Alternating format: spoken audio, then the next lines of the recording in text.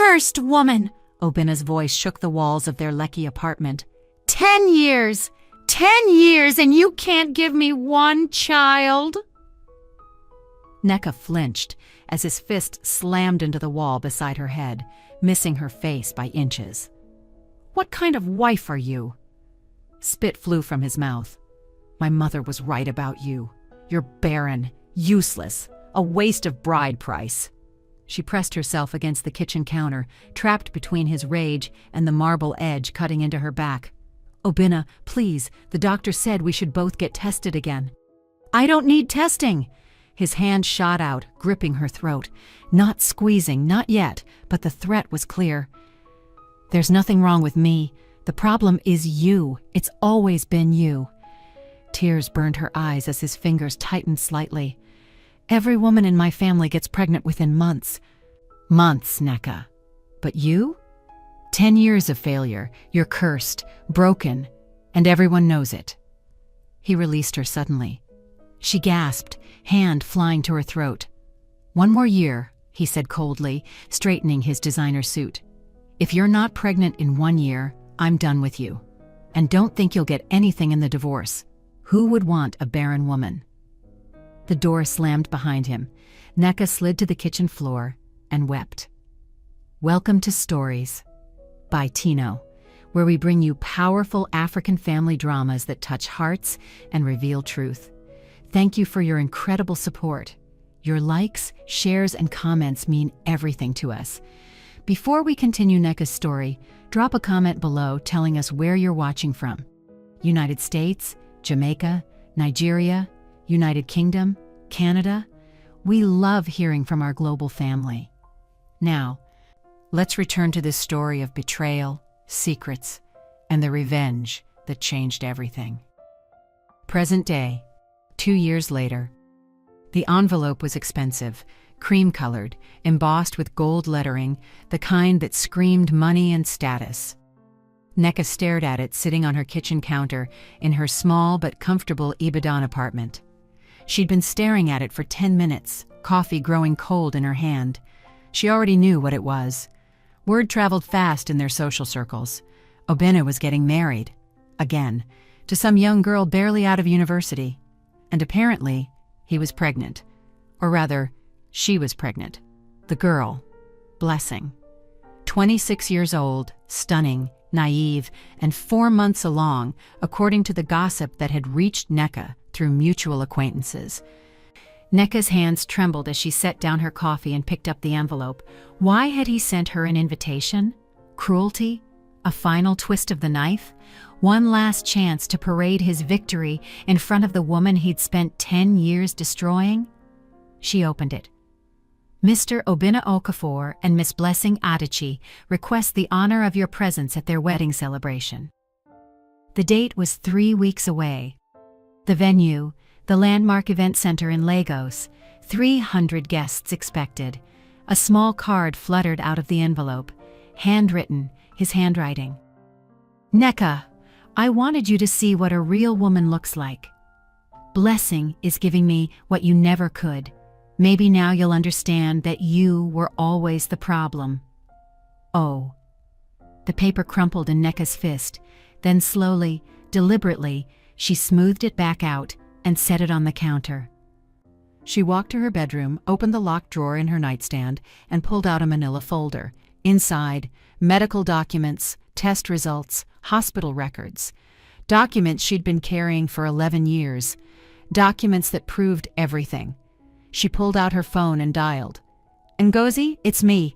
Yes, I got it. The invitation. No, I'm not upset. Actually, I think I'm going to attend after all. Because it's time, Ngozi. It's time to tell the truth. Neka hadn't always been this calm, this certain. 2 years ago, when Obina had finally divorced her, making a spectacle of it, blaming her publicly for their failed marriage, painting himself as the long-suffering husband of a defective wife, she'd been destroyed. Not just emotionally, physically. 10 years of monthly disappointments. 10 years of invasive fertility treatments that left her body aching and her bank account drained.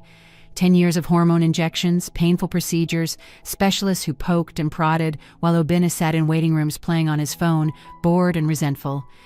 10 years of his mother Hadiza showing up at their home with prayer warriors, declaring Nneka possessed by a spirit of barrenness. 10 years of family gatherings where his sisters whispered just loud enough for her to hear, "If it were me, I'd have left her years ago. A woman who can't give children is useless." 10 years of watching him pull away, staying out late, coming home smelling like other women's perfume, daring her to say something because they both knew she had no power, no leverage, no escape route from a marriage where she was labeled the failure. The divorce had almost killed her. She'd moved back to Ibadan, to a small apartment near the hospital where she'd found work as a pharmacist. Her family tried to be supportive, but even they had bought into the narrative. "Maybe it wasn't meant to be," her mother had said gently. "Some women aren't called to be mothers. You can still have a good life." As if Nneka hadn't desperately wanted children, as if she hadn't grieved every negative pregnancy test, as if she hadn't spent 10 years believing the lie that she was broken. Until 6 months ago. It had been an ordinary Tuesday. Nneka was working the pharmacy counter when Ngozi walked in looking shaken. Ngozi had been Nneka's best friend since secondary school. She was a nurse at one of Lagos's premier hospitals and had been one of the few people who stood by Nneka through the divorce. "We need to talk," Ngozi had said quietly. "Not here. Your place. Tonight." That evening, Ngozi had arrived with a bottle of wine and a folder. "I need you to understand something first," Ngozi had begun, pouring them both generous glasses. "What I'm about to tell you, I could lose my job, my license, everything. But I can't stay silent anymore." Nneka's stomach had dropped. "What is it?" "Do you remember 11 years ago, right before you and Obinna got married, when you both went for premarital medical screening? Of course, it was required for the marriage certificate. Do you remember the results? We both came back clean, HIV negative, genotype compatible. Everything was fine." Ngozi had taken a long drink of wine. "That's not all they tested for." She'd opened the folder. Inside, photocopies of medical documents. Lab results. A name Nneka recognized immediately, Obinna Okafor. "I was going through old files. We're digitizing records from 10 years ago, and I found this." Ngozi pointed to a specific test result. "This is Obinna's fertility analysis from 11 years ago." Nneka's hands had started shaking before she even read the words. "Semen analysis results. Patient. Okafor. Obinna sperm. Count. 1,000,000 shml. Severe oligospermia. Motility, 5%. Severe asthenospermia. Morphology, 2%. Normal forms. Diagnosis, severe male factor infertility. Natural conception extremely unlikely without medical intervention." The room had tilted. I don't understand," Nneka had whispered. If he knew 11 years ago." "There's more." Ngozi had pulled out another document, a signed receipt. "This proves he picked up the results himself, 2 weeks before your wedding. He knew, Nneka. He knew before he married you that he was the one who couldn't have children naturally." The wine glass had slipped from Nneka's fingers, shattering on the floor. Everything clicked into place. The way he'd refused to get tested after the first year of trying, the way he'd insisted only she needed fertility treatments, the way he'd made it all her fault, her failure, her curse. He'd known. For 10 years, he'd known the truth and let her suffer anyway. "That bastard," Nneka had breathed. "That lying, abusive bastard." "There's something else you need to know," Ngozi had said quietly. "His new girlfriend, Blessing." "What about her?" "She came into the clinic last month for prenatal care." Ngozi had met her eyes. "She's 4 months pregnant, Nneka, and based on these test results, there's no way that baby is Obinna's. Not naturally, not without serious medical intervention that would be in the hospital records. And I checked. There's nothing." The implications had hit like a freight train. So either Blessing cheated on him, Nneka had said slowly, or he's been lying to her too, telling her he's fertile, probably blaming any problems on his crazy ex-wife's curse or some nonsense. And when Blessing got pregnant by someone else, he just claimed it. Why would he do that? Ego? Reputation? Think about it, Nneka. If word got out that he was the one with fertility problems, it would destroy his image. Better to parade around a pregnant girlfriend and let everyone think you were the problem all along. Nneka had sat in the wreckage of that revelation for hours after Ngozi left. Then she'd made copies of everything, and she'd started planning. Now, 3 weeks before Obina's wedding, Nneka sat in her Ibadan apartment making a list. Not a list of what to wear or what to say, a list of everyone who needed to hear the truth. Obina's family, his mother Hadiza, who had called her cursed, his sisters who had whispered behind her back, his business partners who'd pitied him for being trapped with a barren wife, and most importantly, Blessing. That young woman, barely 26, 4 months pregnant with someone else's baby, about to marry a man who would spend the next decade destroying her the same way he'd destroyed Nneka. She couldn't let it happen, not when she had the power to stop it. Her phone buzzed, a message from Ngozi. "Are you sure about this? Once you do it, there's no going back." Nneka typed her response with steady fingers. "I've never been more sure of anything in my life. He took 10 years from me. He's not taking 10 more from her." She looked at the wedding invitation again. 3 weeks away, 21 days to prepare, 21 days to gather her courage, 21 days until Obinna Okafor learned that some secrets don't stay buried forever, and some women don't stay broken. The next morning, Nneka called in a personal day at the pharmacy and drove to Lagos. She hadn't been back to the city since the divorce. Too many memories. Too much pain embedded in every familiar street corner. But today, she had a mission. She pulled up to a nondescript office building in Ikeya and took the elevator to the 3rd floor. The sign on the door read, "Olumide and Associates, Private Investigation Services." A woman in her 50s looked up as Nneka entered. "Can I help you?" "I have an appointment. Nneka Okafor. Well, Nneka Obi now. I took back my maiden name." The woman's expression softened with recognition. Not of Nneka specifically, but of what that sentence meant. Another divorced woman reclaiming her identity. "Mr. Olumide is expecting you. Through that door." David Olumide was a recommendation from Ngozi's cousin, who'd used him during her own messy divorce. He was discreet, thorough, and specialized in cases involving infidelity and hidden assets. "Mrs. Obi." He stood to shake her hand, gesturing to the chair across from his desk. "Your friend's cousin spoke very highly of you. She said you need help with a delicate situation. I need you to find out who fathered my ex-husband's girlfriend's baby." Olumide's eyebrows rose slightly, but he simply pulled out a notepad. "Tell me everything." Nneka did. She told him about Obinna's medical results, about the 10 years of blame, about Blessing's pregnancy that couldn't possibly be his, about the wedding in 3 weeks, where Obinna planned to parade his victory in front of 300 guests. When she finished, Olumide leaned back in his chair. "This is quite a story. And you have documentation?" She pulled out the manila folder. "Copies of everything. His original test results, proof he received them, hospital records showing I was the only one undergoing treatment, everything." Olumide flipped through the documents, his expression darkening. This man committed a form of fraud, medical abuse, possibly financial fraud if you paid for treatments under false pretenses. "I'm not looking to take him to court," Nneka said.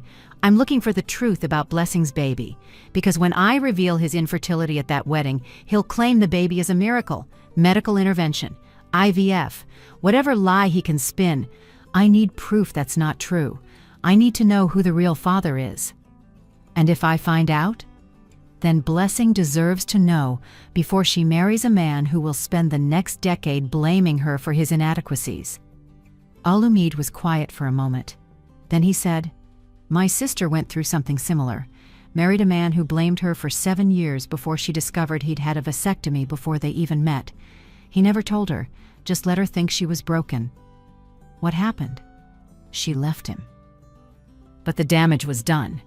She never recovered from those 7 years of thinking she was defective. He met Neka's eyes. I'll take your case, and I won't charge you my full rate. Consider it professional courtesy between survivors. Neka's throat tightened. Thank you. Give me 2 weeks. I'll need photos of Blessing, information about where she works, her social circle, her routines. I'll find out who she's been seeing, and once we know who the father is... He smiled grimly. The truth tends to have a way of coming out at the worst possible moment. Or the best possible moment, Neka corrected, depending on your perspective. Over the next 2 weeks, Neka became a woman possessed. She went back to work at the pharmacy, maintained her normal routine, smiled at customers and coworkers. But every free moment was spent planning. She drafted and redrafted what she would say at the wedding. Too emotional and she'd look unstable, playing into Obina's narrative that she was bitter and crazy. Too cold and she'd seem cruel attacking a pregnant woman. It had to be perfect, factual, undeniable. She practiced in front of her bathroom mirror until the words came naturally. I'm not here to ruin a wedding. I'm here to tell the truth. And the truth is that Obina Okafor has been lying for 11 years. Ngozi came to visit on the weekend, bringing food and moral support. Are you absolutely sure about this? Her friend asked as they ate jollof rice in Neka's small living room. Once you do this, there's no taking it back. His family will come after you, his friends. People will call you vindictive, jealous, a woman scorned. Let them, Neka said calmly. I spent 10 years caring what those people thought of me. 10 years trying to prove I was worthy. 10 years accepting blame for something that was never my fault. I'm done caring about their opinions. And Blessing? She might hate you for this. She might at first. Neka set down her fork. But in 10 years, when she's been through what I went through, when she's had every test and treatment and procedure while he sits back and blames her, she'll remember this moment. And she'll understand I was trying to save her. You have a good heart, Neka. Too good for Obina ever deserved. My heart is fine, Neka smiled slightly, but my patience for liars is gone. On day 13, David Olumide called. I have your answer, he said, and you're not going to believe this. Neka's hand tightened on the phone. Tell me. The father of Blessing's baby is Damalola Okafor. The room spun. Obina's brother? Damalola? The same. I have photos, timestamps, hotel records. They've been seeing each other for about 6 months. Started around the time she got serious with Obina. Does Obina know? Hard to say, but I doubt it, given that Damalola is still alive and this wedding is still happening. Olumide paused. There's more. Damalola and Blessing are still involved. She saw him 2 days ago, at his apartment in Victoria Island. Neka's mind raced. This was bigger than she'd imagined. Not just a case of Obina lying about his fertility, but his own brother sleeping with his pregnant fiancée. His brother who would know the baby couldn't possibly be Obina's because Damalola knew his brother's medical history. Send me everything, Neka said. Photos, dates, locations, all of it. Already in your email. Neka, be careful with this. You're not just exposing Obina anymore. You're exposing family betrayal. His brother, his pregnant fiancée. This is going to explode in ways you can't predict. Good, Neka said coldly. Let it explode. Let them all burn in the truth they've been hiding. After she hung up, she sat for a long time staring at the documents Olumide had sent. Photos of Damalola and Blessing entering hotels together, kissing in parked cars, a timeline that showed their relationship had started before Blessing got pregnant. Which meant what? Had Damalola known his brother was infertile and deliberately gotten Blessing pregnant to trap Obina? Or had it been an affair that spiraled out of control? Either way, the truth was clear. Obina was about to marry a woman pregnant with his brother's child, and he had no idea. Neka closed her laptop and looked at the calendar. 8 days until the wedding. 8 days until she walked into that venue and detonated the truth like a bomb in the middle of Obina's perfect new life. She should feel guilty, conflicted, uncertain. But all she felt was ready. What do you think will happen when Nneka reveals the truth at the wedding? Will Blessing hate her or thank her? And what role does Obina's brother Damilola really play in all of this? Drop your predictions in the comments below. 6 days before the wedding, Nneka received an unexpected phone call. "Hello? Nneka, it's Damilola." She nearly dropped the phone. Obina's younger brother, the man who'd always been kind to her during the marriage, who'd occasionally defended her when his family got too cruel, who'd told her privately after the divorce that he was sorry for what she'd been through, the man who was sleeping with his brother's pregnant fiancée. "Damilola," she kept her voice neutral. "This is a surprise. I know. I'm sorry to call out of nowhere. I got your number from... well, it doesn't matter. Can we meet? I need to talk to you about something important." "I'm in Ibadan." "I know. I'm driving there now. I'll be there in 3 hours. Please, Nneka. It's about the wedding." Her pulse quickened. Did he know she was planning something? Had someone warned him? "Where do you want to meet?" "There's a restaurant near Jericho. Mama Cass. Do you know it?" "I know it." 4 o'clock? "I'll be there." After he hung up, Nneka sat frozen, mind racing. This could be a trap. Obina could have sent him to gauge her intentions, to see if she was planning to cause trouble at the wedding. Or Damilola could be coming to confess, to tell her the truth about Blessing's baby before Nneka could expose it publicly. Either way, she had to go. She called Ngozi. "Damilola just contacted me, wants to meet this afternoon." "The brother? The one sleeping with Blessing?" "The same." "Nneka, be careful. This could be..." "I know. But I need to hear what he has to say. Maybe he'll give me information I can use." "Want me to come with you?" "No, but I'll keep my phone on. If you don't hear from me by 6, call the police." Ngozi laughed nervously. "You're joking, right?" "Probably." Mama Cass was a popular local restaurant, busy enough that Nneka felt safe, but quiet enough for a private conversation. She arrived 15 minutes early and chose a table near the back where she could see the entrance. Damilola walked in at exactly 4 o'clock.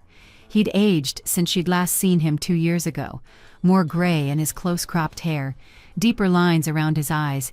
He wore simple clothes, jeans and a polo shirt, and looked nervous. "Nneka."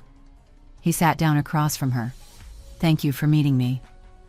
"What do you want, Damilola?" He flinched at her directness. I need to tell you something. Something I should have told you years ago. But first, I need to ask you something." "Ask." "Are you planning to go to Obina's wedding?" She studied his face. "Why do you want to know?" "Because I received information that you might be planning to cause a scene, make accusations, and He ran his hand over his head. "I needed to know if it was true." "Who told you that? Does it matter?" "Yes," he sighed. "One of the nurses at the hospital where Ngozi works. She mentioned to someone that Ngozi had been asking questions about old medical records. Word got back to me through connections. So much for discretion, but it didn't matter now." "And if I am planning something?" Nneka asked. "What then? Are you here to threaten me? Warn me off?" "No." His voice was firm. "I'm here to help you." That caught her off guard. "Help me?" "Nneka, I know what my brother did to you. I know about his medical results. I know he's been lying for 11 years. Damilola leaned forward. "And I know about Blessing's baby." The air between them crackled with tension. "What do you know about Blessing's baby?" Nneka asked carefully. "I know it's not Obina's." "I know it can't be, given his condition." He paused. "And I know it's mine." There it was. The confession she'd been expecting but still shocked her to hear out loud. "You got your brother's fiancée pregnant." "It's more complicated than that." "It really isn't." Damilola's jaw clenched. "Let me explain, please." Nneka sat back, arms crossed. "I'm listening." He took a deep breath. Blessing and I met first, about a year ago, at a conference in Abuja. We connected immediately, started dating. I was falling in love with her, Nneka. Real love, the kind I'd never felt before. And then my mother got involved. She found out about Blessing, young, beautiful, from a good family, educated. She decided Blessing would be perfect for Obinna, that he needed to remarry, restore his reputation, move past the barren wife once and for all. The words stung, even though Nneka had expected them.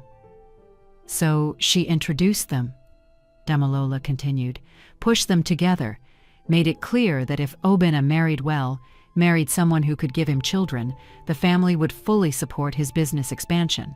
Money, connections, everything he wanted. And you just let it happen? Let your brother steal your girlfriend? I didn't have a choice. His voice rose, then dropped when other diners looked over. You don't understand what it's like in our family. Obinna is the golden child, the successful one, the one who gets whatever he wants.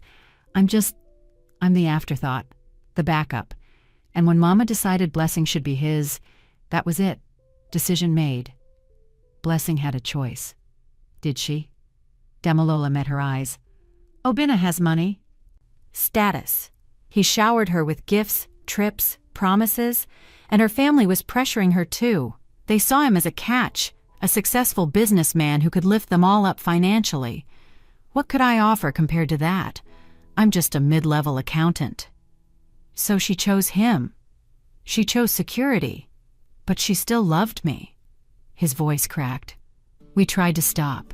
We really did. But we kept seeing each other. And then she got pregnant. Does Obinna know the baby isn't his? No. Blessing told him she was pregnant, and he just assumed. Probably thought it was a miracle or something. He's been parading her around ever since, telling everyone he's going to be a father finally, proof that you were the problem all along. Nneka's hands clenched into fists under the table. And you were just going to let that happen? Let him marry her? Raise your child thinking it's his? What choice do I have? Damalola looked defeated. If I tell the truth, I destroy my entire family. My mother will disown me. Obinna will. I don't even want to think about what Obinna will do. And Blessing's reputation will be ruined. Her family will suffer. Everyone loses. Except you keep your secret, Nneka said coldly. And Blessing spends the next 10 years in the same hell I endured. Except worse, because she'll be raising your child while being blamed for not giving Obinna more children. You realize that, right? The moment that baby is born, the pressure will start for baby number 2. And when it doesn't happen, Obinna will destroy her the same way he destroyed me. Damalola's face crumbled. I know. God help me, I know. That's why I'm here. What do you mean? He pulled an envelope from his pocket and slid it across the table. Everything you need to destroy my brother at that wedding. His original medical results. I have a copy too, from when we were both getting premarital screening years ago. Evidence that he received them and hid them. Proof that he's been lying to Blessing about his fertility and, he paused, a signed confession from me, admitting the baby is mine, dated and witnessed. Nneka stared at the envelope. Why would you do this? Because I can't live with the lie anymore. Tears welled in his eyes. I can't watch Blessing marry my brother. I can't watch him parade around my child as his own. And I can't let another woman suffer what you suffered. I was a coward during your marriage. I knew what Obinna was doing to you, the emotional abuse, the blame, the way our family treated you, and I said nothing. I stood by and watched. I won't do it again. This will destroy you too, Nneka said quietly. Your family, your relationship with your brother, everything. I know, but it's the right thing to do. He wiped his eyes. And maybe Blessing and I can finally be together. Raise our child together, without lies, without hiding. Does she know you're doing this? No. She thinks we can keep the secret, keep seeing each other on the side after she marries Obinna. But that's not a life. That's not what I want for her or our baby. Nneka picked up the envelope. Inside, exactly what he'd promised. Documents, dates, a handwritten confession signed by Damalola Okafor admitting paternity of Blessing's unborn child. "Why give this to me?" she asked. "Why not expose him yourself? Because you deserve to be the one who does it. You're the one who suffered. You're the one he wronged. And," he smiled sadly, "you're the one everyone will believe. If I do it, they'll just think it's jealousy between brothers. But if you do it, backed up by medical evidence and my confession, no one can deny the truth." Nneka looked at the man across from her. Weak, cowardly, complicit in his brother's cruelty through his silence, but trying, finally, to do the right thing. "Thank you," she said simply. "Will you do it? At the wedding?" "Yes." "Good." He stood to leave, then paused. "Nneka, I'm sorry. For everything. I know it doesn't change what happened, but I am truly, deeply sorry." After he left, Nneka sat alone with the envelope, her cold jollof rice, and a growing sense that this was all spinning beyond her control. She'd wanted to expose Obinna's lies, free Blessing from a decade of abuse. But now she was holding evidence that would detonate an entire family, brother against brother, a child's paternity revealed, secrets exposed that would ripple through generations. Was this still justice, or was it revenge? Did it matter? She pulled out her phone and called Ngozi. "I just met with Damalola, and he gave me everything. Confession, evidence, everything we need. That's unexpected. He wants to do the right thing. Finally." Ngozi was quiet for a moment. "Are you still sure about this, Nneka? Because this isn't just about you and Obinna anymore. This is about a baby who didn't ask to be born into this mess. A baby who's going to grow up knowing his father and uncle tore the family apart over his mother. That baby deserves to know his real father," Nneka said firmly. "And Blessing deserves to know the truth before she legally binds herself to a liar for life." "Okay, then let's finish this." 4 days before the wedding, Nneka drove back to Lagos to collect the dress she'd ordered. Not a wedding guest dress, nothing pastel or cheerful or celebratory. She'd chosen a fitted dress in deep crimson, the color of blood, of anger, of truth that couldn't be ignored.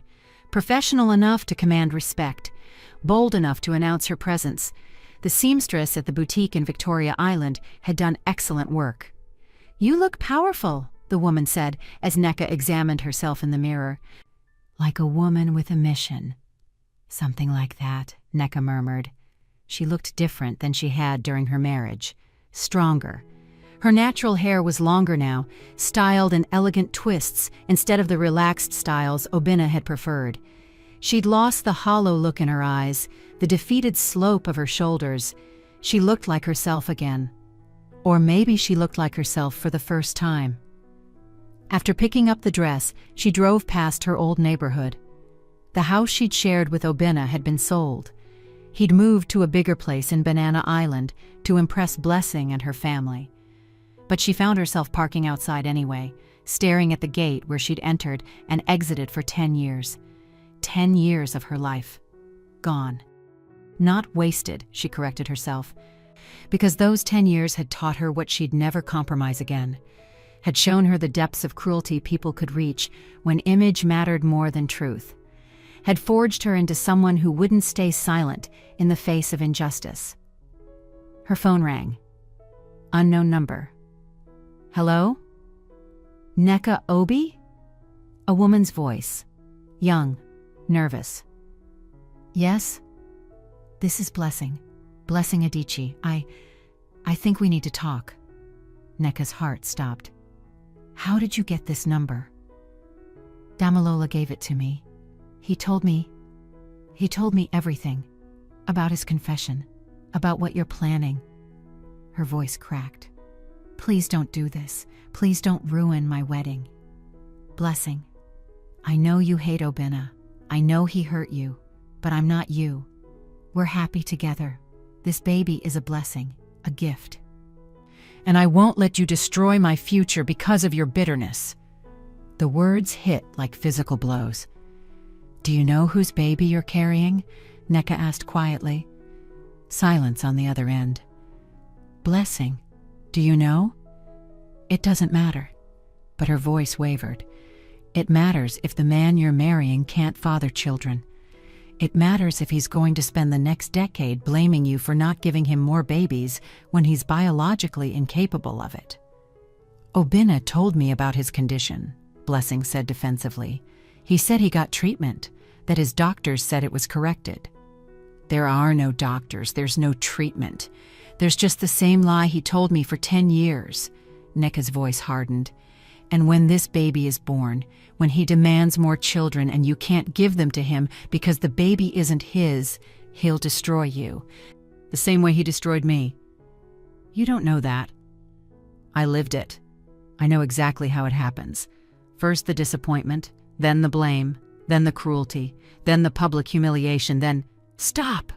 Blessing's voice broke into sobs. "Just stop. You don't understand. I need this marriage. My family needs this. Obinna has promised to help my father's business, to pay for my brother's education, to buy my mother a proper house. If I don't marry him, my family loses everything." Understanding crashed over Nneka. This wasn't about love. This was about survival. About a young woman trapped by economic pressure and family obligation, the same trap Nneka had been in, just different circumstances.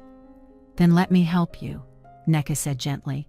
"Let me give you the truth so you can make an informed choice. Not a choice based on lies. If the truth comes out, Obinna will withdraw all his promises. My family will blame me. They'll say I seduced Damalola, that I'm a whore, that I ruined everything. I'll lose them all."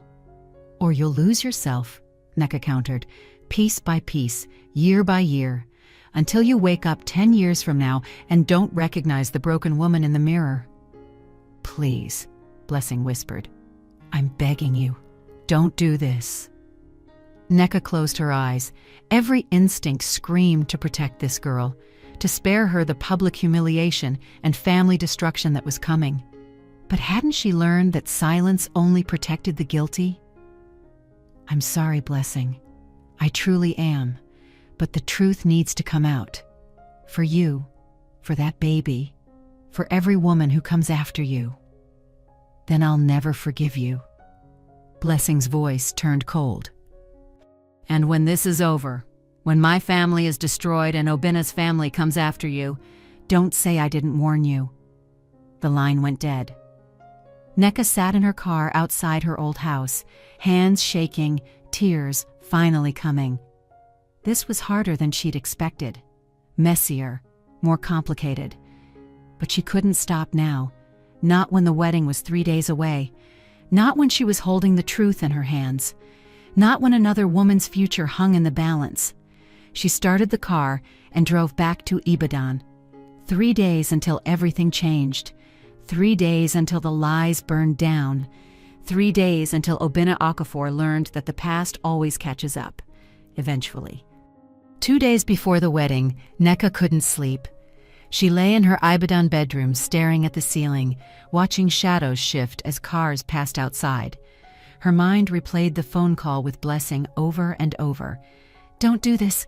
Please don't ruin my wedding." Was she doing the right thing? Or was she about to destroy an innocent woman's life out of revenge? At 3 a.m., she gave up on sleep and made tea. The manila folder sat on her kitchen table, all the evidence, all the proof, all the ammunition she needed to detonate Obinna's perfect new life. She could still back out, throw the documents away, let Blessing marry him, let them figure out their own mess. But then what? Blessing would discover the truth eventually, maybe after the wedding, maybe after the baby was born. Maybe 5 years from now when Obinna started demanding more children and blaming her for their absence, and by then she'd be trapped, legally bound, financially dependent, exactly where Nneka had been. No, silence had never protected anyone except the guilty. Her phone buzzed with a text from Ngozi. "Can't sleep either. Want company? Come over, bring breakfast." 30 minutes later, they sat together eating akara and pap as sunrise painted the sky orange and gold. "Tell me I'm doing the right thing," Neka said quietly. "You're doing the right thing. Tell me I'm not just being vindictive." "You're not just being vindictive." Ngozi squeezed her hand. "You're telling the truth, that's all. What people do with that truth is up to them." Blessing called me. She begged me not to do it. Of course she did. Because right now she thinks the lie is protecting her. She doesn't realize it's a prison. What if I'm wrong? What if somehow they make it work? What if— Neka. Ngozi's voice was firm. You spent 10 years in that marriage. 10 years of blame and shame and treatments and pain. You know exactly what Obinna is capable of.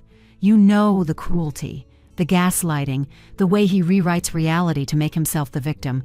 Are you really willing to let another woman walk into that? No. Then stop questioning yourself. You have evidence, medical proof, a confession from his own brother.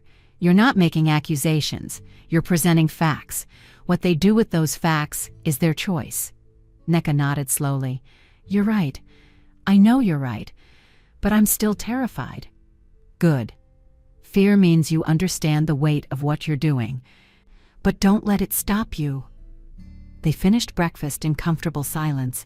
Then Ngozi asked, "What are you going to wear?" "Red dress, the one I picked up in Lagos."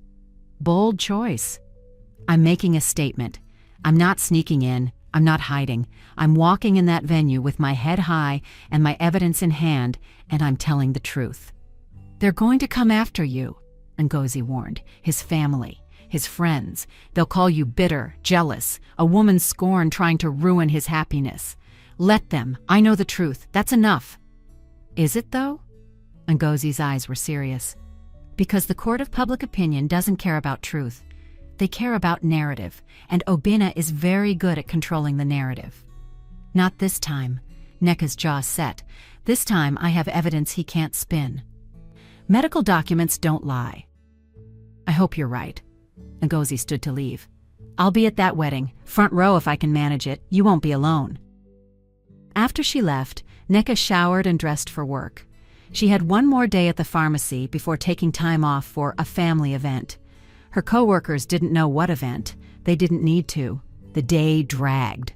Every customer seemed to take forever. Every prescription seemed to require extra verification. Every moment stretched like taffy.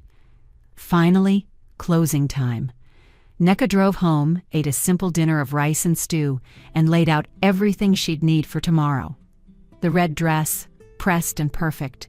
Black heels that added 3 inches to her height. Simple gold jewelry. Nothing flashy. Nothing that could be called attention-seeking. The manila folder with copies of all evidence. The originals were locked in her bank safety deposit box. A small digital recorder in case she needed to document threats or reactions. And her phone, fully charged, with Ngozi and David Olamide on speed dial in case things went wrong. She tried on the complete outfit, looked at herself in the mirror. The woman looking back was a stranger, strong, determined, unafraid, or at least pretending to be unafraid very convincingly. Her phone rang. Her mother. "Nay, how are you?" "I'm fine, Mama." "You sound stressed. Is everything okay?" Neka had debated telling her mother about the wedding. But her parents had been so relieved when the divorce was finalized, so happy to see her moving on, that she hadn't wanted to drag them back into Obinna's orbit. "Just busy at work, Mama." Her mother's tone said she didn't believe it. "When are you coming to visit? Your father asks about you." "Soon, maybe next week." "Good. And Neka, whatever you're dealing with, remember that God sees everything. The truth always comes out eventually." The words sent chills down Neka's spine. Did her mother know somehow? Or was it just coincidence? "I'll remember, Mama. I love you." "I love you too, Nay. Be careful." After hanging up, Neka sat with those words. The truth always comes out eventually. Tomorrow, she'd make sure of it. The morning of the wedding dawned bright and clear, perfect weather for a celebration, or an execution, depending on perspective. Nneka woke at 6 a.m., made coffee, and went through her morning routine with mechanical precision. Shower, skincare, makeup, subtle but flawless. Hair styled in elegant twisted updo. The red dress fit perfectly. The heels made her tall. The jewelry added just enough shine. She looked powerful, professional, unshakable. Inside, her stomach churned with nerves. The wedding started at 2 p.m. She'd arrive at 2:30, late enough that everyone would be seated, early enough that she could slip in before the ceremony finished. That gave her 6 hours to get ready and drive to Lagos. She packed everything carefully. Evidence folder in her designer handbag. The one gift from her marriage she'd kept because it was expensive, and she'd earned it through years of suffering. Recorder in her pocket. Phone fully charged. At 8 a.m., she started the drive to Lagos. Traffic was light. She made good time. By 11:30, she was checked into a hotel near the landmark event center. She needed somewhere to regroup, to change if necessary, to retreat if things went catastrophically wrong. She ordered room service, jollof rice and chicken she barely touched, and reviewed her evidence one more time. Everything was in order. At 1:30, she freshened her makeup, checked her appearance one final time, and left the hotel. The landmark event center was magnificent.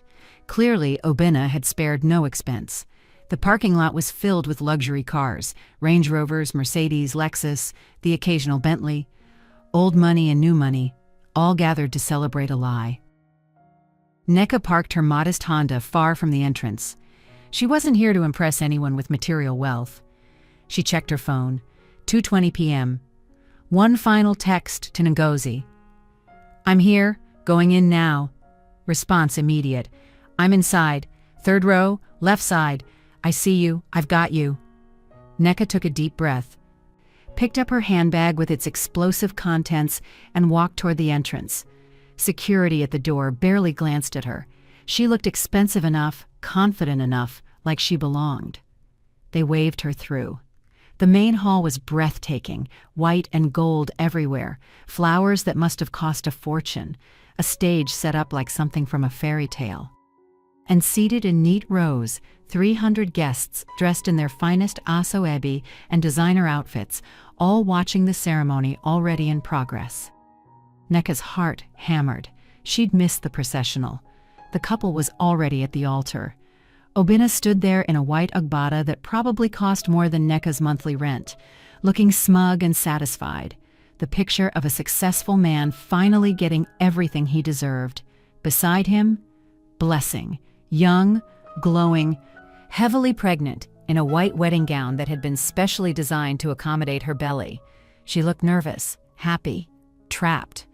The officiant was speaking. "If anyone has any reason these two should not be wed, speak now or forever hold your peace." It was a formality. Nobody ever actually objected at weddings, except today.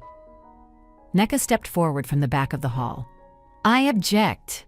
Her voice rang out clear and strong across the silent room. 300 heads turned.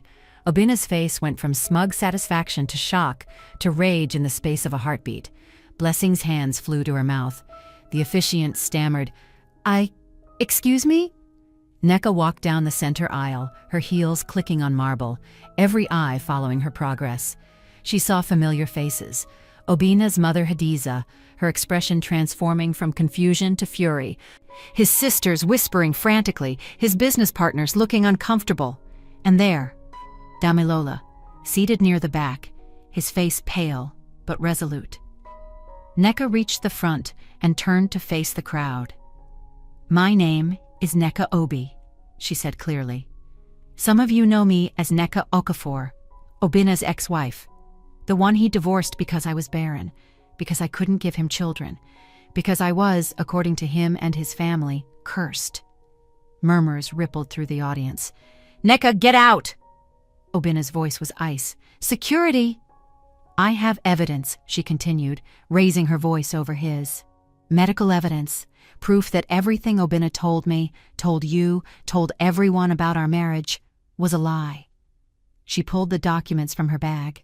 "These are Obinna's fertility test results from 11 years ago, Results that show severe male factor infertility.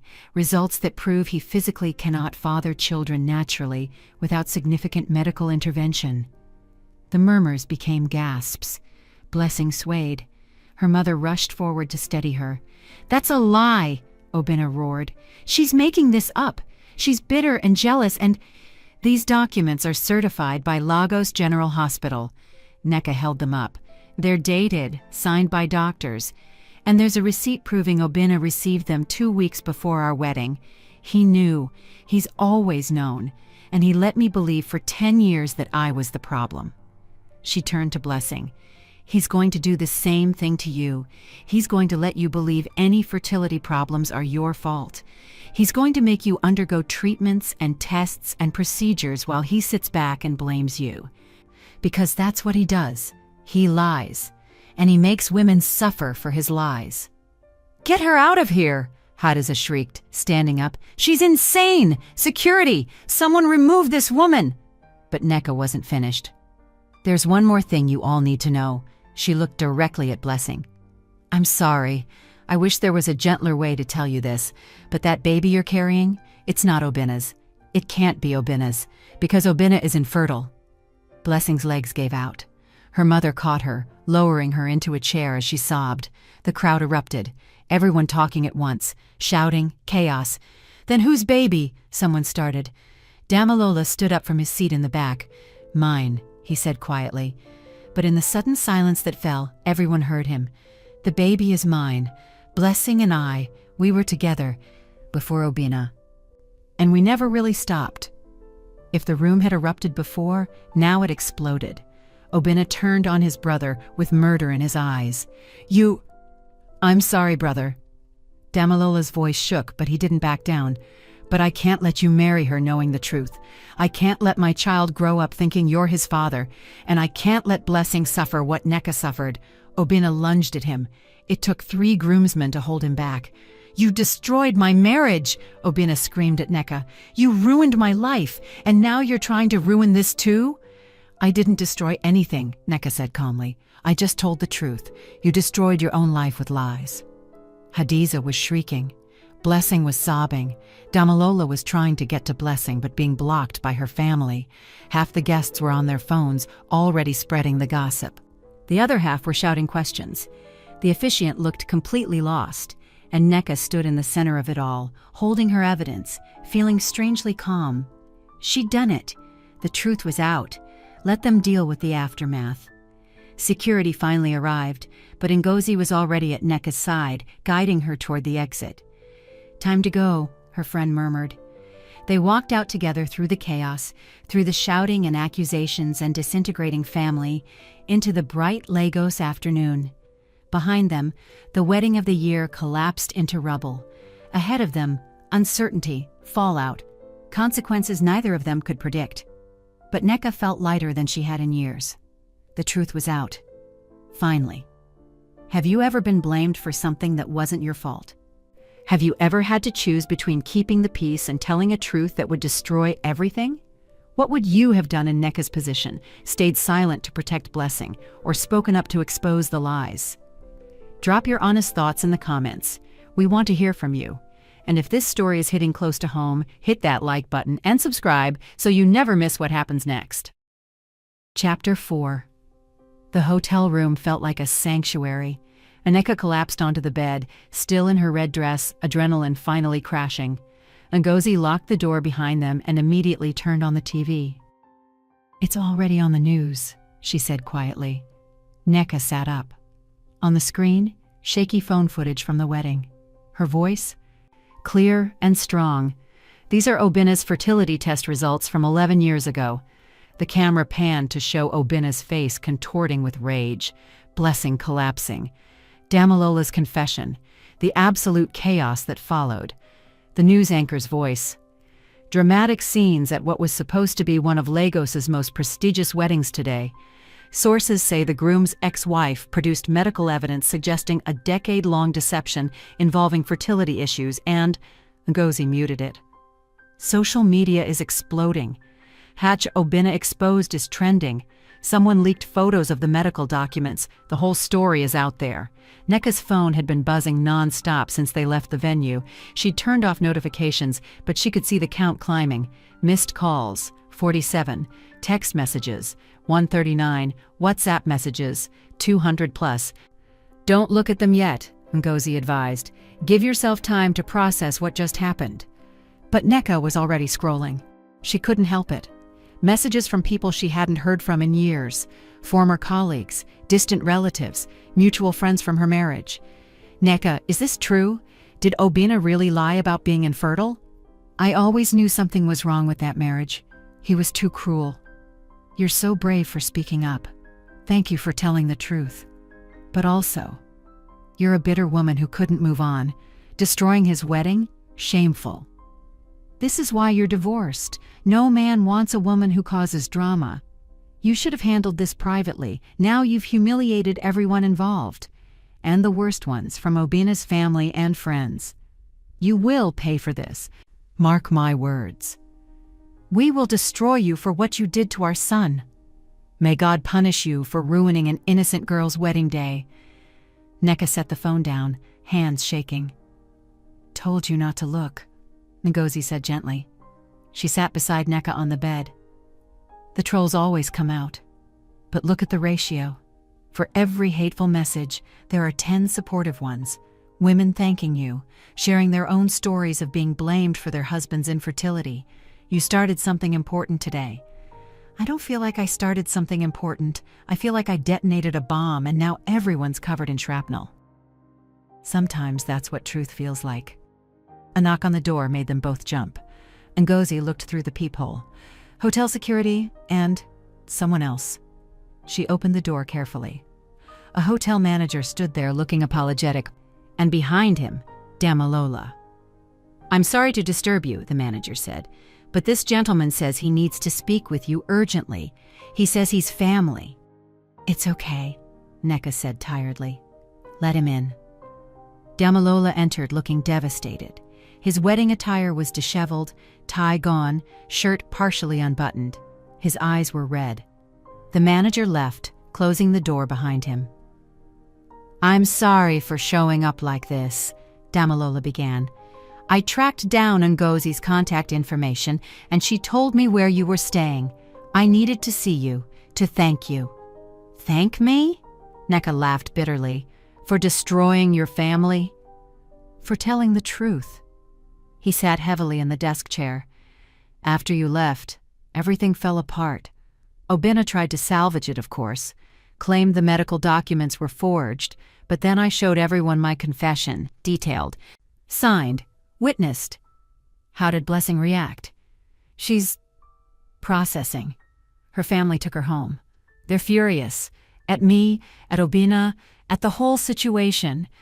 But at least now she knows the truth. She's not trapped in a lie anymore. And Obinna? Damalola's expression darkened.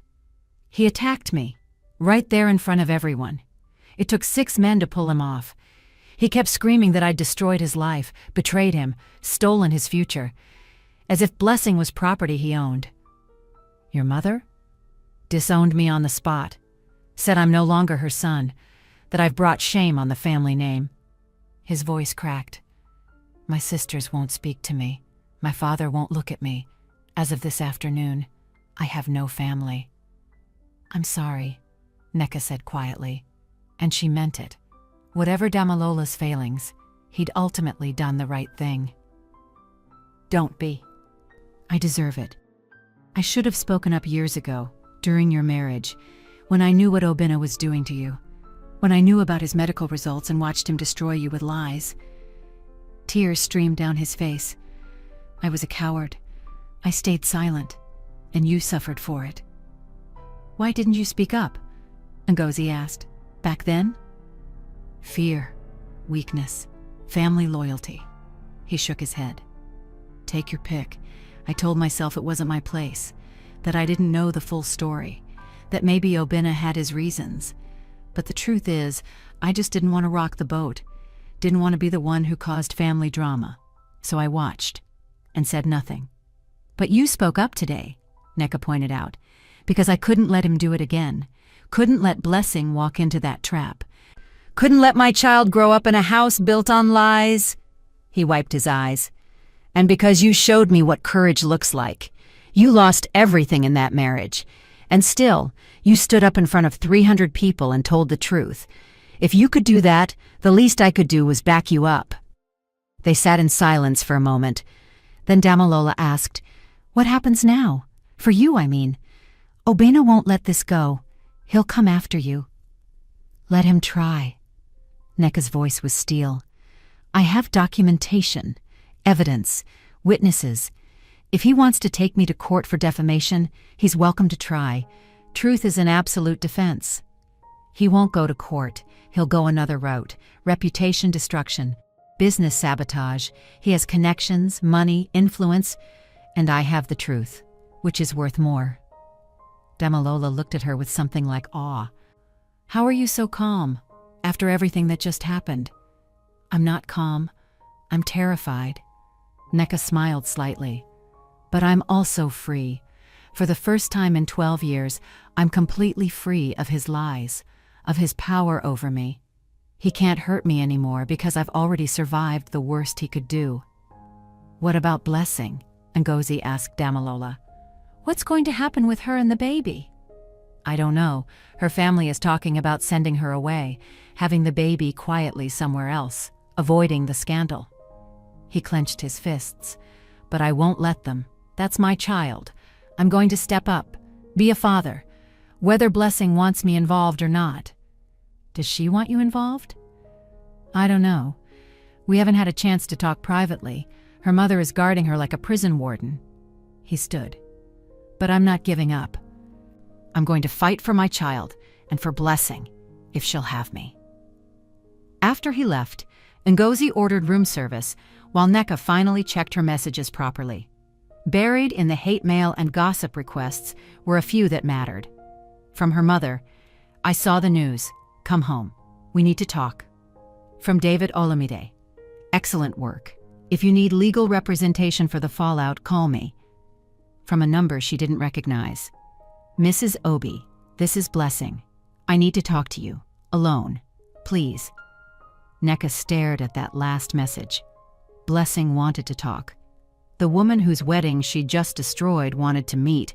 This could be a trap. Obena could have put her up to it, or her family, looking for revenge. But something in Neka's gut said it was real. She typed back, "When and where?" The response came immediately. "Tomorrow, 10 a.m. There's a quiet cafe in Lekki called the Yellow Door. Just you and me. No family, no friends. Please." Neka showed the message to Ngozi. "It could be dangerous," her friend warned. "What if Obina is using her to get to you?" "Then I'll deal with it. But I think she deserves a chance to speak, to ask questions, to understand why I did what I did." "You're too kind. After the way she spoke to you on the phone, she was scared, trapped, desperate to protect her family's financial security. I understand that. I lived that." Neka typed her response. "I'll be there." That night, alone in the hotel room after Ngozi went home, Neka couldn't sleep again. She kept replaying the moment. Walking down that aisle, 300 faces turning toward her, Obina's expression shifting from shock to rage, the feeling of speaking truth out loud after years of silence, the chaos that followed. Had she done the right thing? Her phone buzzed with a call, unknown number. She almost didn't answer, but something made her pick up. "Hello?" Heavy breathing on the other end. Then Obina's voice, low and dangerous. "You destroyed my life."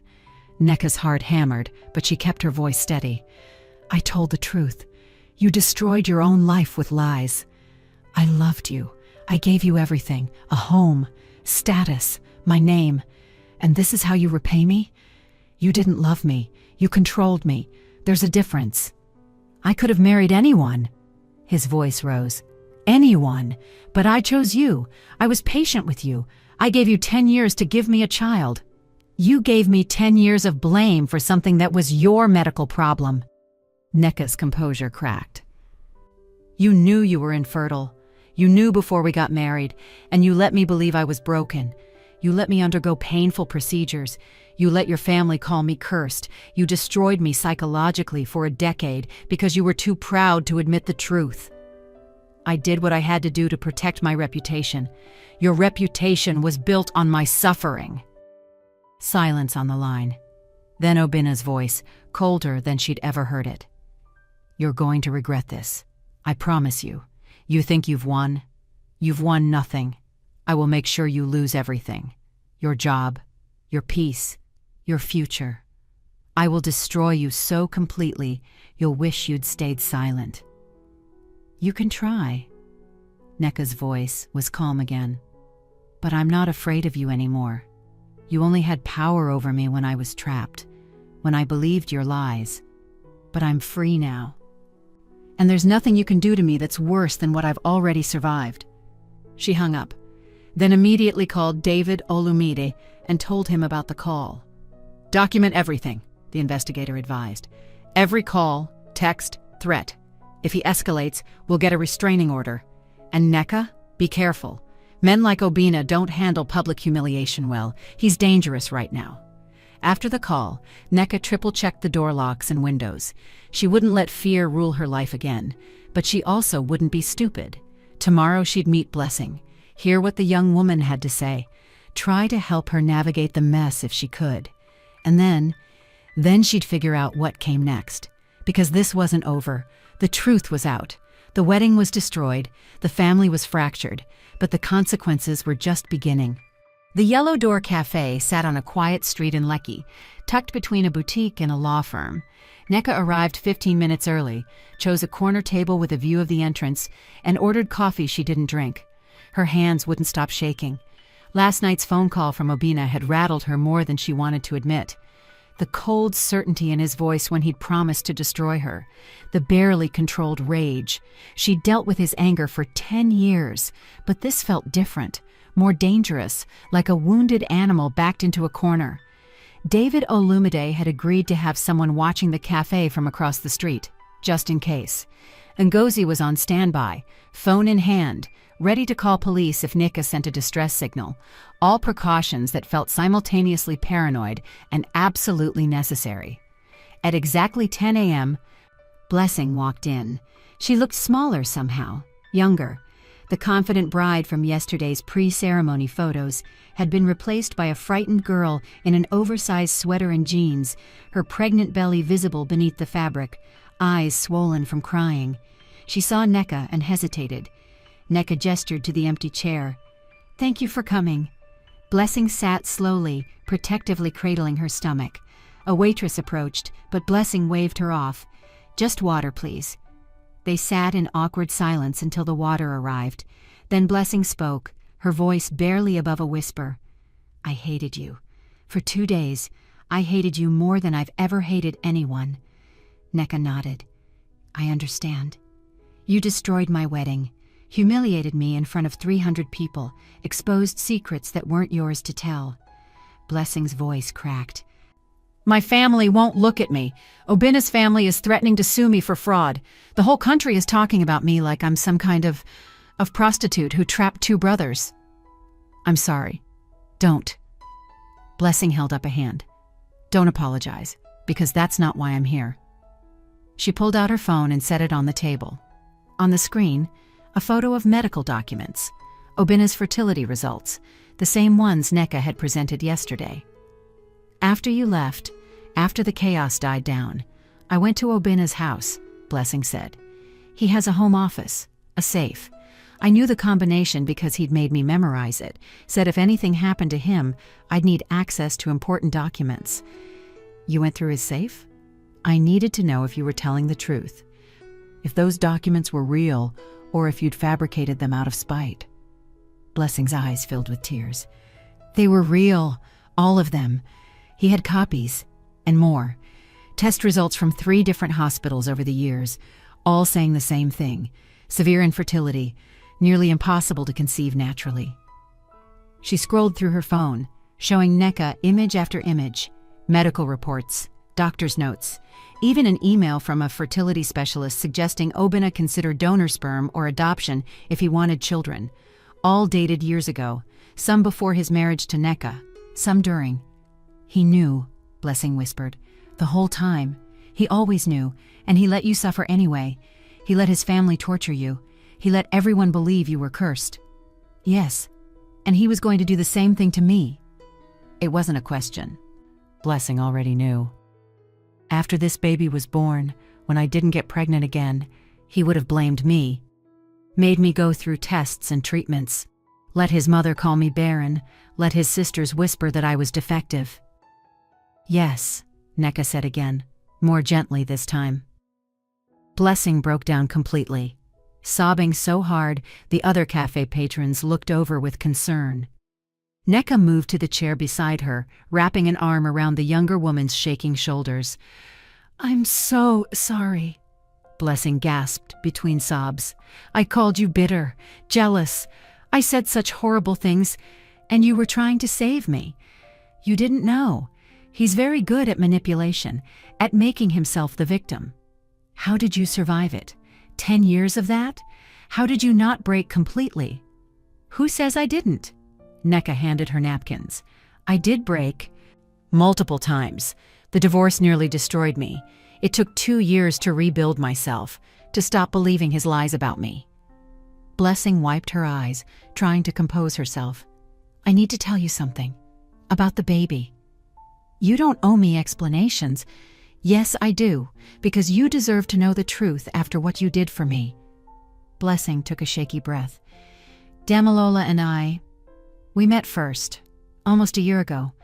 We fell in love, real love. The kind where you talk all night and can't wait to see each other again and plan a future together. What happened? Obina's mother happened. She saw me with Damilola at a family event and decided I was perfect. Young, pretty, from a good family, educated, everything she wanted for Obina's second wife. She told Damilola to step aside, told me that Obina was the better choice. The successful son, the one who could provide the life I deserved. And your family agreed. My family was drowning financially. My father's business was failing. My brother's school fees were unpaid. We were about to lose our house. Shame colored her voice. Obina promised to solve everything, pay off the debts, buy my mother a new house, fund my brother's education. All I had to do was marry him. So you did. I tried to end things with Damilola. I really did. But we kept seeing each other. One last time became 2. 2 became 10. And then I missed my period. She touched her belly. I knew immediately whose baby it was. The timing was impossible to deny. But Obina assumed it was his. He was so happy, so proud, telling everyone he was going to be a father, that he'd finally gotten what you could never give him. Did Damilola know? Not at first. I was going to end things with him, have the baby, let everyone think it was Obina's. Better for everyone that way. Simpler. Blessing laughed bitterly. But Damilola figured it out, did the math, confronted me. And when I admitted the truth, he wanted to tell Obina immediately, wanted to claim his child, be a real father. But you said no. I begged him not to. My family would be destroyed financially. Obina would withdraw all his support, and I'd be labeled a whore who seduced 2 brothers. She met Neka's eyes. I was willing to live the lie, let my baby grow up calling the wrong man father, all to keep my family secure. Until yesterday, until you spoke truth, I was too cowardly to speak myself. Fresh tears fell. You lost everything by telling the truth. Your marriage, your reputation, 10 years of your life, and still you stood up in that venue and refused to let another woman fall into the same trap. You saved me, Neka, even though I didn't want to be saved. Neka squeezed her hand. What are you going to do now? I don't know. My family wants me to disappear. Have the baby quietly in another city. Give it up for adoption, maybe. Anything to avoid the scandal. Her voice hardened. But that's my baby. Mine and Damilola's, and I'm tired of letting other people make decisions about my life. Has Damilola tried to contact you? Constantly. My mother screens all my calls. But he keeps trying. She smiled slightly. He sent a message through my cousin this morning, said he's getting an apartment, a proper job. He wants to be involved, wants to raise our child together. Do you want that? Blessing was quiet for a long moment. I don't know if I love him anymore, or if I'm just trauma bonded because we were both trapped in Obina's shadow. But I know my baby deserves to know their real father, deserves a chance at honest family, even if it's complicated.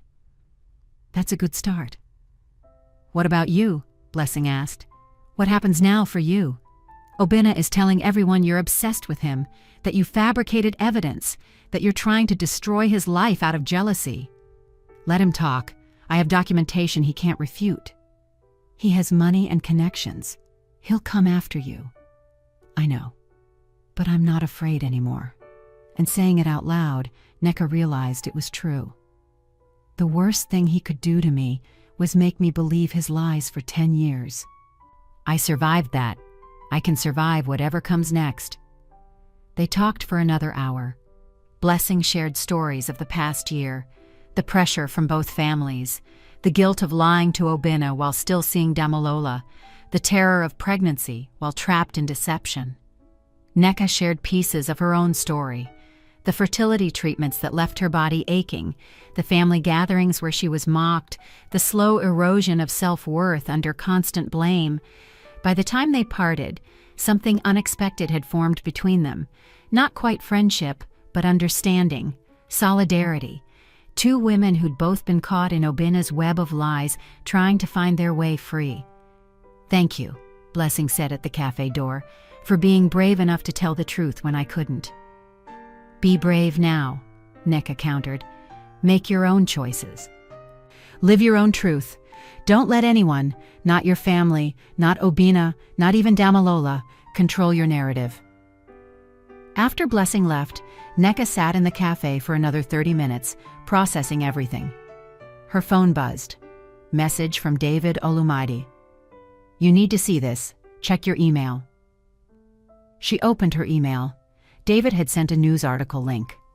The headline: Obina Okafor files defamation lawsuit against ex-wife over wedding disruption claims. Her stomach dropped as she read. Obina was suing her. 5 million naira in damages, claiming she'd fabricated medical documents, destroyed his reputation, caused emotional distress to him and his fiancée. The article quoted his lawyer. Mr. Okafor is the victim of a vindictive ex-wife who cannot accept that he's moved on. The so-called evidence she presented is fraudulent. We will prove this in court and seek maximum damages. Nneka's hands clenched around her phone. So this was his play. He couldn't refute the truth, so he'd attack her credibility, use the courts to bankrupt and silence her. She called David immediately. Did you see it? He asked. Just read it. Can he actually win this? No, not if your evidence is genuine, which it is. Truth is an absolute defense against defamation, but he can drag it out, make it expensive, traumatize you through the legal process. That's what he's counting on. So what do I do? You get a lawyer, a good one, and you fight. David paused. I have a contact, Chidinma Eze. She specializes in defamation cases and has never lost against wealthy men trying to silence women. I'll send you her information. Thank you. Nneka, one more thing. Be careful. Obina is dangerous right now. His reputation is destroyed, his family is fractured, his wedding is ruined. Men like him don't handle that well. Make sure you're staying somewhere safe.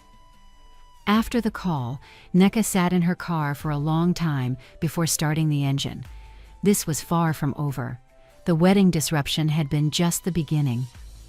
Now came the real battle. Legal, financial, reputational. But as she drove back toward Ibadan, she realized something important. For 10 years, she'd fought alone, isolated, believing no one would support her. But now she had allies. Ngozi, David Olumide, Damalola's confession, Blessing's testimony about finding more evidence in Obina's safe. And most importantly, she had the truth. Let Obinna come with his lawyers and his money and his connections. She'd survived 10 years of his abuse. She could survive this too. That evening, Nneka met with Chidinma Eze at a law office in Lagos. The lawyer was exactly what Nneka needed: sharp, no nonsense, and visibly angry about Obinna's tactics. "He's using the legal system as a weapon," Chidinma said after reviewing all the evidence. "It's called a SLAP suit, strategic lawsuit against public participation, designed to silence critics through expensive litigation, but he picked the wrong woman to try this with." "Can we win?" "Win? We're going to destroy him." Chidinma's smile was fierce. "I'll take this case pro bono. Because what you did, standing up at that wedding, telling the truth, saving another woman from a decade of abuse, that takes extraordinary courage. And I don't let bullies win. Ever." "What's the strategy?" "We countersue fraud, emotional abuse, medical abuse for making you undergo unnecessary treatments, financial damages for money spent on fertility procedures under false pretenses. We turn his lawsuit into a public trial of his behavior, force him to defend his lies in court under oath." Nneka felt hope kindle in her chest for the first time since seeing the lawsuit. "When do we start?"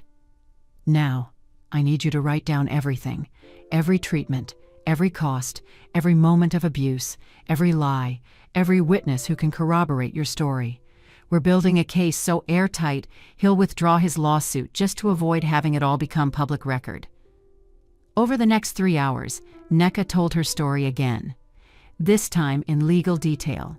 Dates, costs, witnesses, evidence. By the time she finished, Chidinma had pages of notes. "This is good," the lawyer said. "Very good. He thought he could intimidate you into silence. Instead, he just gave us a platform to expose everything he did, in court, under oath, on the record. What if he withdraws the lawsuit once he realizes what he's facing? Then we file our countersuit anyway. This ends one way, with him publicly admitting his lies or with a judge forcing him to." Nneka left the law office feeling stronger than she had in days. Obinna had tried to use the legal system to crush her. Instead, he'd just given her the weapon she needed to destroy him completely. 3 months later, Nneka stood outside the Lagos High Court, surrounded by cameras and journalists. The lawsuit had consumed her life. Every spare moment spent with Chidinma, preparing testimony, gathering evidence, coordinating witnesses. But today, finally, it was ending. Not with a trial, with a settlement. Chidinma emerged from the courthouse, her expression triumphant. Behind her, looking smaller and more defeated than Nneka had ever seen him, Obinna. "Ladies and gentlemen," Chidinma announced to the assembled press, "Mr. Obinna Okafor has withdrawn his defamation lawsuit with prejudice. Additionally, he has signed a legal document admitting that the medical evidence presented by my client was genuine and accurate. He has agreed to pay Mrs. Nneka Obi 3 million naira in damages for medical abuse, emotional distress, and fraudulent misrepresentation during their marriage." Cameras flashed. Journalists shouted questions. Nneka stood still, letting the moment wash over her. 3 million naira. Not because she needed the money, but because Obinna paying her was a public admission of guilt, a financial consequence for his lies, and more importantly, the signed admission. On legal record, permanent, undeniable. "Mr. Okafor has also agreed to a statement," Chidinma continued, stepping aside so Obinna could approach the microphones. He looked like he'd aged 10 years in 3 months. The confident swagger gone, the arrogant smirk replaced with hollow exhaustion. "I want to apologize," he said, reading from a prepared statement, his voice flat. "To my ex-wife, Nneka Obi, for the pain and suffering I caused during our marriage, for withholding medical information that would have changed our lives, for allowing her to believe she was at fault for our infertility when I knew the truth. I was wrong. I am sorry. It wasn't genuine." Nneka could hear the resentment beneath every word, but it was public, recorded, permanent, and that was enough. The press conference dissolved into chaos. journalists swarming Obina with questions he refused to answer, his lawyer hustling him toward a waiting car. Chidinma turned to Nneka with a satisfied smile. "How does it feel?" "Strange," Nneka admitted. "I thought I'd feel more triumphant, but mostly, I just feel tired." "That's normal. You've been fighting for months. Now you can finally rest." But Nneka knew rest wasn't coming yet, because Obina's public humiliation had sent ripples through everything. 2 weeks later, Nneka sat in a television studio in Lagos, preparing for her first major interview. After the settlement, media requests had poured in. Everyone wanted her story. The woman who'd exposed her ex-husband's lies at his wedding, the pharmacist who'd taken on a wealthy businessman and won. She'd declined most of them. But this one, a women's empowerment program hosted by a respected journalist named Kemi Lawson, felt right. 30 seconds, the producer called. Nneka smoothed her dress, another red one, because she'd learned that red gave her power, and faced the camera. Kemi Lawson smiled warmly. "Welcome back. Today we have an extraordinary guest, Nneka Obi, whose story has captivated Nigeria over the past 3 months. Nneka, thank you for being here. Thank you for having me. Let's start at the beginning. You were married to Obina Okafor for 10 years. During that time, you were told you were infertile. Can you tell us what that was like?"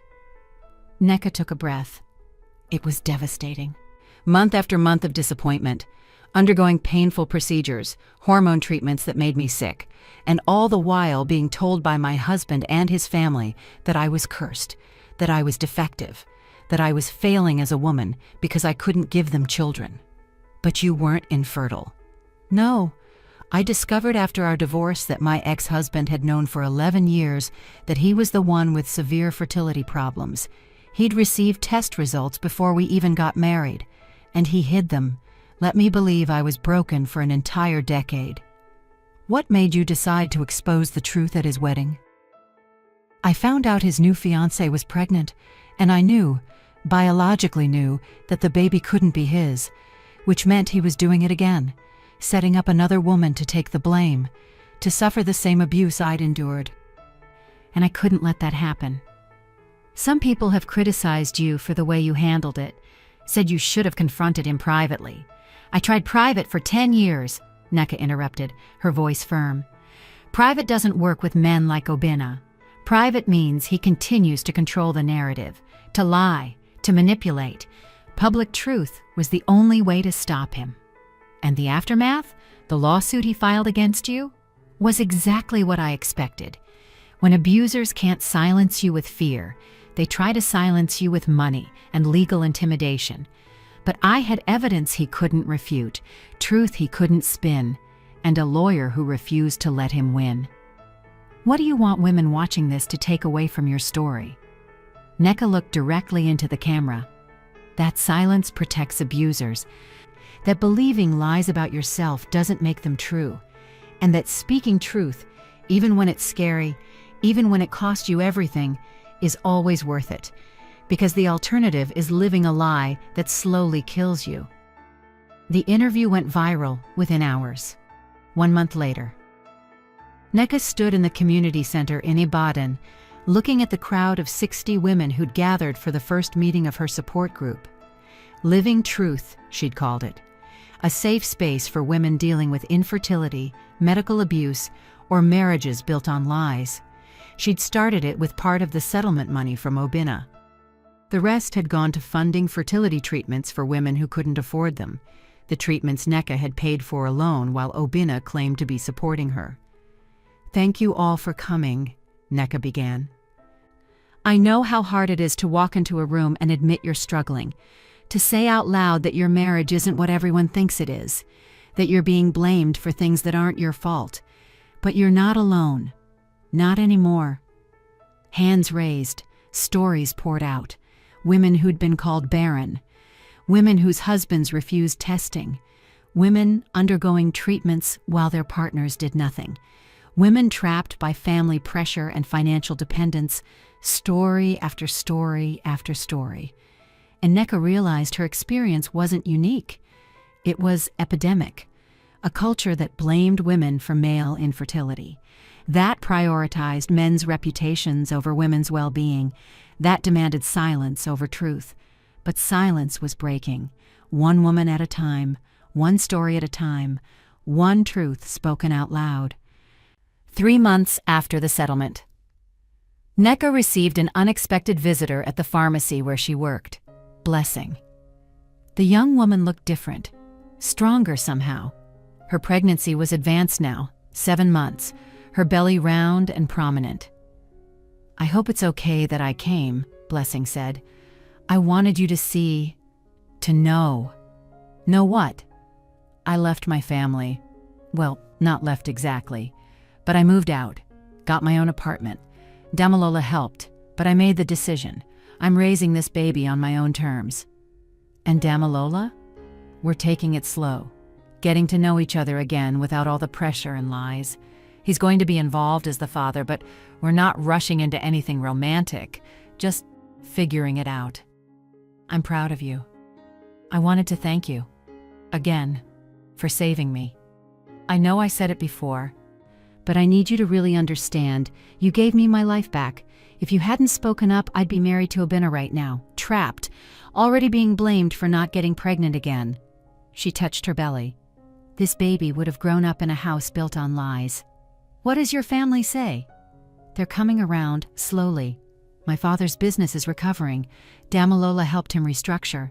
My mother is still angry, but she's softening now that she sees I'm okay, that I'm actually happier without Obinna's money and control."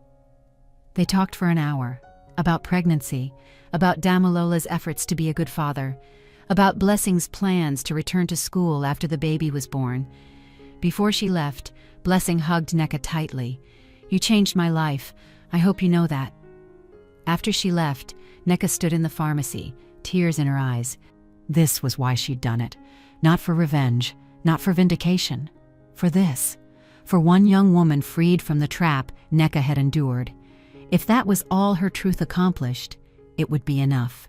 6 months after the wedding, Nneka was closing up the pharmacy when her phone rang. Damilola. "Nneka, she had the baby, a boy, healthy, perfect." "Congratulations," Nneka said warmly. "How's Blessing?" "Tired but happy. She wants you to know. We named him after truth. Etsiokwu. Because without truth, he wouldn't exist. At least not free." Nneka's throat tightened. "That's beautiful. There's something else. Obinna knows about the baby. He's been threatening legal action, claiming the child is his despite the DNA evidence. Blessing is terrified he's going to make this ugly. He's posturing. He has no legal standing. I know, but he's Obinna. He doesn't accept defeat, and now that he's lost everything, his reputation, his wedding, his family's respect, he's more dangerous than ever."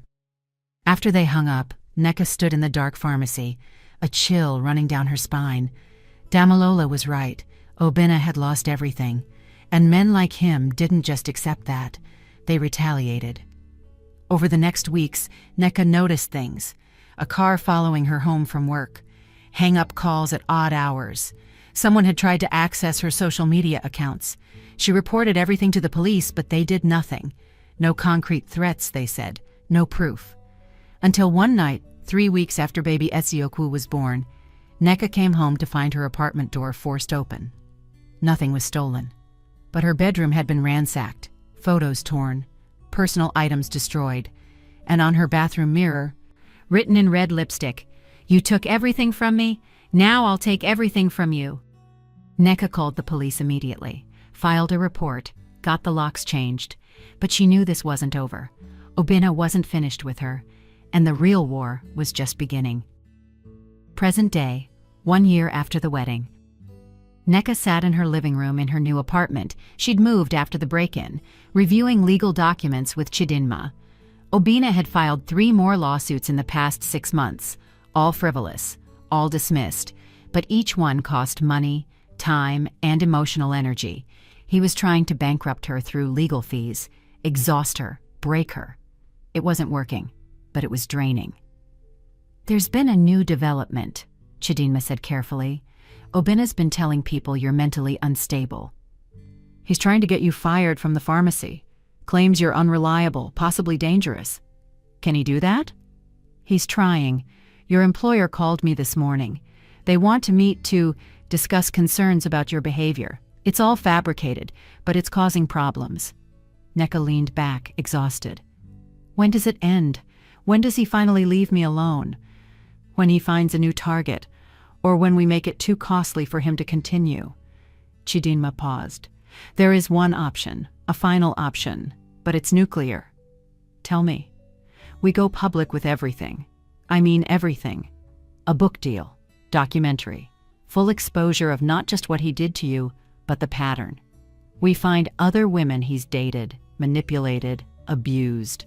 We build a case that shows this isn't about you, it's about him. A serial abuser who destroys women for sport. You think there are others? Men like Obinna? There are always others. Nneka thought about it. A book, a documentary, her entire life exposed for public consumption, but also other women's stories told, a pattern revealed, real change maybe. Let me think about it, she said finally. That night, lying in bed, Nneka stared at the ceiling and thought about the past year, the wedding disruption, the lawsuit, the settlement, the interview, the support group, Blessing's baby, the continued harassment. It had been the hardest year of her life, but also the most meaningful, because she'd stopped living in fear, stopped letting Obinna control her story, and maybe, just maybe, she was ready to tell the whole truth, everything, no more hiding, no more shame, just truth, raw and complete. Her phone buzzed with a message from an unknown number. She almost deleted it without reading, but something made her open it. Mrs. Obi, you don't know me, but I was engaged to Obinna Okafor 5 years before he married you. He did something similar to me, blamed me for problems that were his, made me believe I was broken. I just saw your interview, and I realized I wasn't the only one. Can we talk? There are things you need to know about him, things that go back further than you realize, things that will change everything. Please call me. Ifeoma. Nneka stared at the message for a long time. Then she forwarded it to Chidinma with a single line. Let's do the book. Let's tell every story. Let's burn his lies to the ground. Because this wasn't just about her anymore. This was about every woman Obinna had hurt. Every woman he would hurt in the future, and Nneka was done being silent. The real fight was just beginning. The story continues. Nneka's battle with Obinna is far from over. The message from Ifeoma reveals that Obinna's pattern of abuse goes back much further than anyone knew. As Nneka begins investigating his past, she discovers shocking secrets that could destroy him completely or put her in even greater danger. Meanwhile, Blessing struggles with new motherhood, while Obinna escalates his harassment, claiming rights to baby Etziokwu, despite DNA evidence proving otherwise. Damalola must choose between his family and protecting the woman he loves and the child he's fighting to raise. And Obinna, backed into a corner and watching his empire crumble, becomes more desperate and dangerous than ever. A man with nothing left to lose is capable of anything. Would you like to see part 2 of this story? Drop yes in the comments if you want to know. What secrets from Obinna's past does Ifeoma reveal? How many other women did Obinna destroy before Nneka? Will Obinna's harassment escalate into violence? Can Nneka expose him completely without losing everything herself? What happens when the full truth finally comes out? Let us know if you want part 2. Your comments decide if this story continues. Don't forget to like this video and subscribe to Stories by Tino so you never miss what happens next. The truth isn't finished yet.